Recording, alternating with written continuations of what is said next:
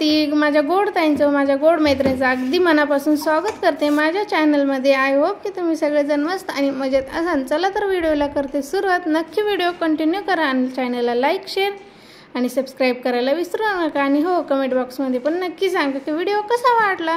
तर मागच्या 2 दिवस काही व्हिडिओ आलेलाच नव्हता, तर प्लीज ताईंनो समजून घ्या, कारण पाहुणे वगैरे आलेले होते, तर त्याच्यामुळं। तर आता मुलं पण घरी आहेत, तर आता सुट्ट्या वगैरे तर भरपूर दिवस झाले अशा लागलेल्या आहेत। तर आणि मुलांना कसं थंडगार असं दुपारच्या वेळेस काहीतरी खावं असं वाटतं, तर सकाळचे सर्व जे कामं वगैरे जे आहे ते सर्व आवरून घेतलेले आहे। आणि चला म्हणलं आता फ्रूट तर असे तर खाल्लेच जात नाही मुलांना, किती काही केलं तरी पण।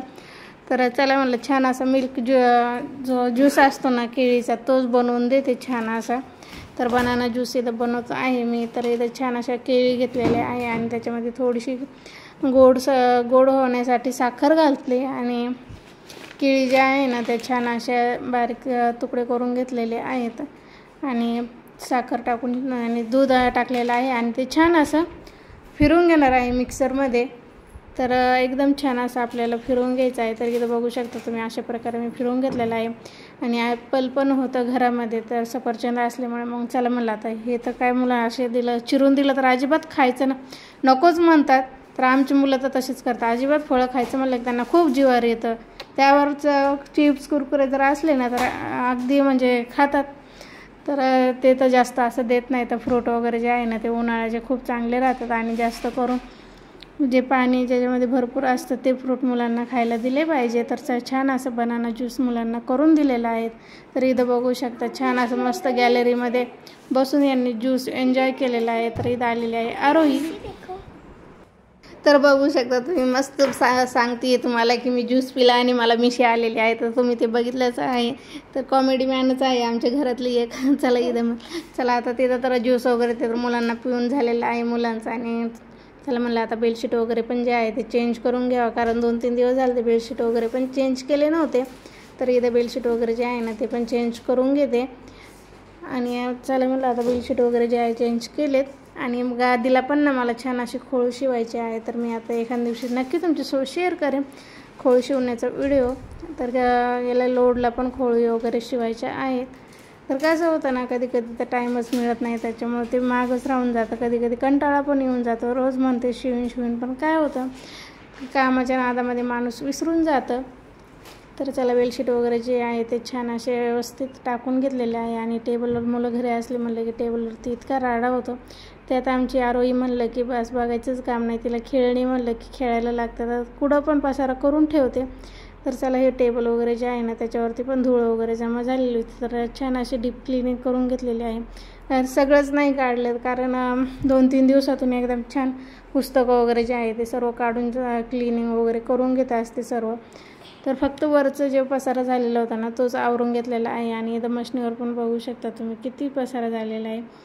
तर हे बास्केटमध्ये ना काय आपण आता पाहुणे वगैरे आल्यावर म्हणल्यावर बाहेर वगैरे फिरायला वगैरे जातो, तर हे सर्व जे आपलं जे घालायचं साहित्य वगैरे जे राहतं ना ते सर्व घातलं की काढून ठेवलं की तसंच ठेवून दिल्यात आलं होतं बास्केटमध्ये।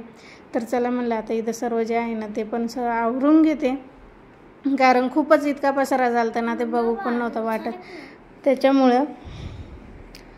तर इथं बघू शकता तुम्ही, मग मी आता हे सर्व जे आहे ना ते आवरून घेते, कारण ज्वेलरी वगैरे जे आहे ना ती पण बाजूला काढून ठेवते। सर्व एकत्र झालेलं होतं फार, म्हणजे असं चिमटे वगैरे जे आहे ते सर्वच म्हणजे एकत्र झालेलं होतं, तर सर्व इथं आवरून घेतलेलं आहे।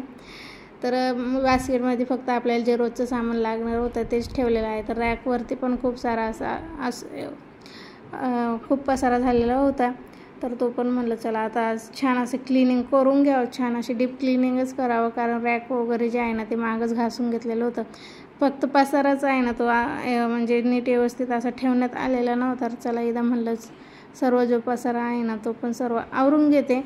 वरचं नाही आवरलं, वरचं तर काय डबे वगैरे आहे ते फक्त म्हणजे कधीतरी लागणारे डबे आहेत, तर त्याच्यामुळं काही नाही एवढ्या आवरले। तर आणि जे भरण्या वगैरे जे आहेत आपण त्याच्यामध्ये डाळी वगैरे जे असते, शेंगदाणे, चहा पावडर, साखर वगैरे जे आपल्याला रोजचं सामान जे लागतं ते ठेवलेलं होतं। तर त्या ठेवण्यात म्हणजे कधी गडबड वगैरे जे असली ना तर असंच होतं का आपण तसंच ठेवून देतो, मग ते तसंच राहतो पसारा। त्याच्यामुळे म्हणलं चला आता हे पण आवरून घेते।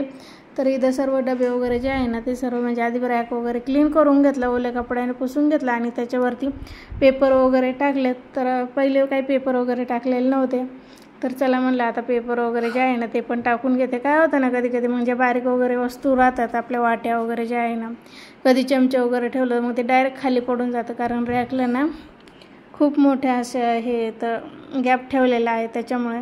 तर चला इथं पेपर वगैरे जे आहे ते पण टाकून घेतलेले आहे आणि भांडे फक्त मी भरण्या वगैरे जे आहे ना ते ओल्या कपड्याने पुसून घेतलेले आहे आणि त्या व्यवस्थित अशा लावून दिलेले आहेत, जेणेकरून आपल्याला स्वयंपाक वगैरे करताना लवकर मिळतं. आणि महिलांचा जास्त दिवस तर कसं आहे किचनमध्येच जातो, त्याच्यामुळं कसं आपल्याला सकाळी सकाळी खूप घाई गडबड राहते.